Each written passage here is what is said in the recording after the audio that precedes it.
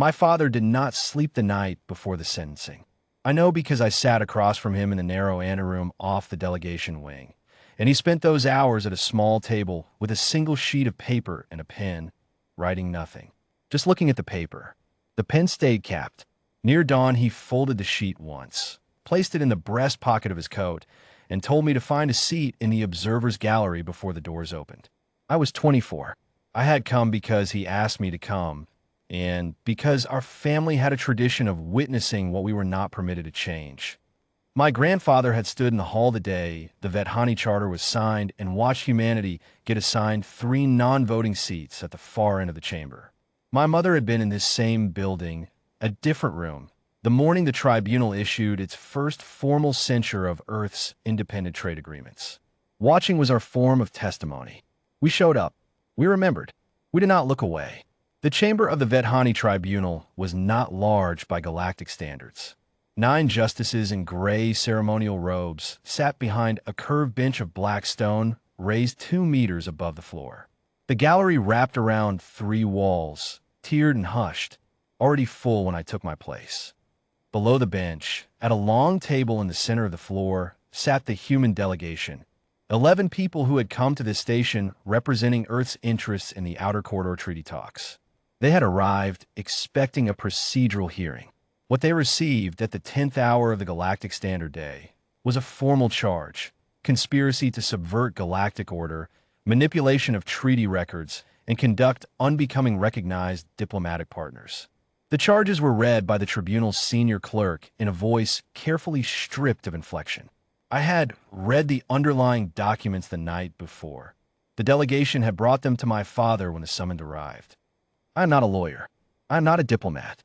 But I knew how to read, and what the documents described was a case constructed from inference, selective quotation, and at least 2 pieces of evidence I was certain had been introduced after the fact.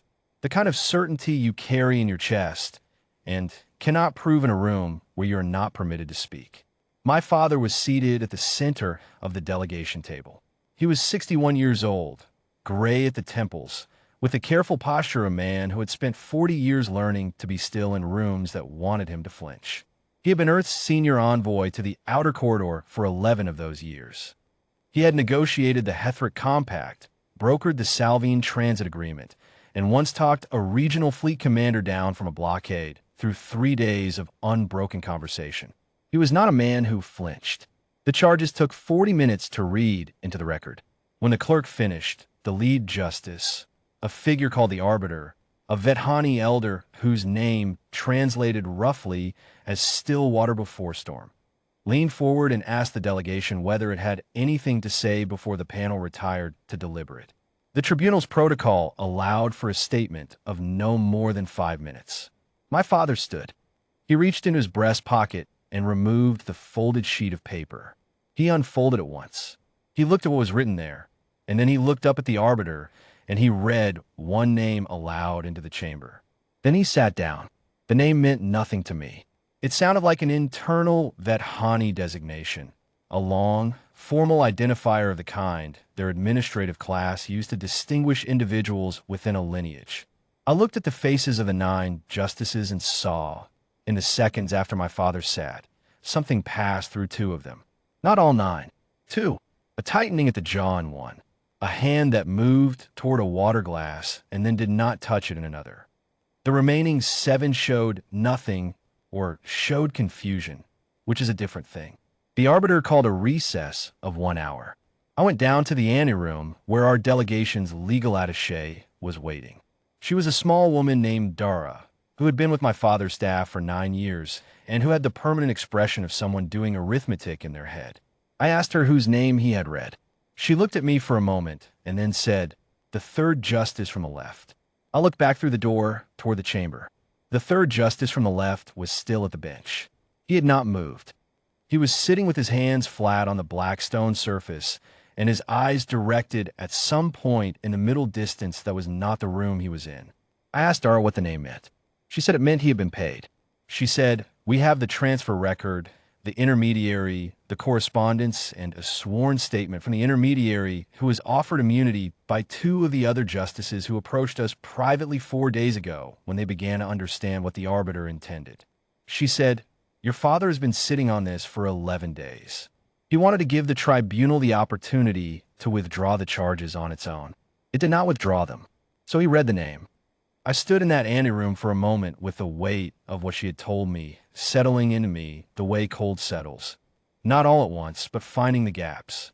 I asked why he had not simply presented the evidence to begin with, challenged the charges directly, defended the delegation in full.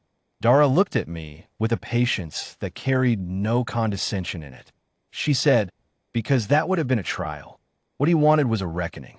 The recess extended past 1 hour, then past 2. Word filtered into the gallery that the deliberation chamber had gone dark, a protocol designation meaning the session had suspended indefinitely. A junior clerk appeared in the doorway of our anteroom and said, without meeting anyone's eyes, that the tribunal wished to request a brief meeting with the senior envoy at the envoy's convenience. My father was sitting in a chair with his eyes closed. He said, without opening them, "Tell them an hour." He opened his eyes after the clerk left. He looked at me. He looked the way a man looks after he has been carrying something heavy for a long time and has just set it down. Not relieved exactly, but lighter in a way that made his age more visible. He said, "They want to know what else we have." I asked him what he would tell them. He said, "Everything. That's the point. There is no version of this where they hold 11 members of an Earth delegation in a Vethani facility without consequences they have not finished calculating. There is no version where a bribed justice remains on the bench. There is no version where the Outer Corridor Treaty talks resume without new terms." He said, "I did not come here to win an argument. I came here because someone had to show them the distance between what they thought they were doing and what they were actually doing." He put his coat on. He smoothed the lapels. He said, "Stay in the anteroom. I'll be back before the evening session." He was back in 40 minutes. I never learned the full content of what was said in that room. What I know is what became public record over the following weeks. That the third justice resigned before the end of the Galactic Standard Day. That 2 other justices requested voluntary recusal pending an independent review of the case construction. That the charges against the human delegation were withdrawn without comment by the arbiter, who issued a brief administrative notice describing the matter as procedurally resolved.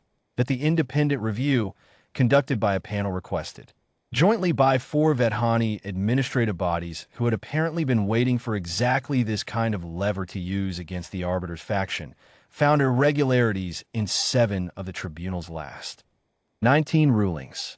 The Outer Corridor talks resumed 6 weeks later under a revised framework that gave Earth 3 voting seats and joint oversight of the transit accords. I have thought many times about the night before the sentencing, my father at the table with the pen and the paper and the one name written on it. I used to think he was afraid. I understand now that he was not afraid. He was sad. Sad in the particular way of someone who has spent 40 years believing that institutions can be reminded of what they're supposed to be, and who has just accepted that reminding them is going to cost something, and that the cost is a kind of grief, and that the grief is worth it, and that none of this makes the grief easier to carry. He died 4 years later. Heart, not politics, though in his case the distinction was sometimes hard to draw. At the service, Dara stood in the back of the room and did not say anything. She did not need to. She had been there. She knew what the name on the paper had cost and what it had bought, and she understood, as I had come to understand, that this was the whole of it. Not the vote count, not the treaty terms, not the seats at the table. Just a man who knew what he held and waited for the right moment and read one name in a quiet voice and sat down.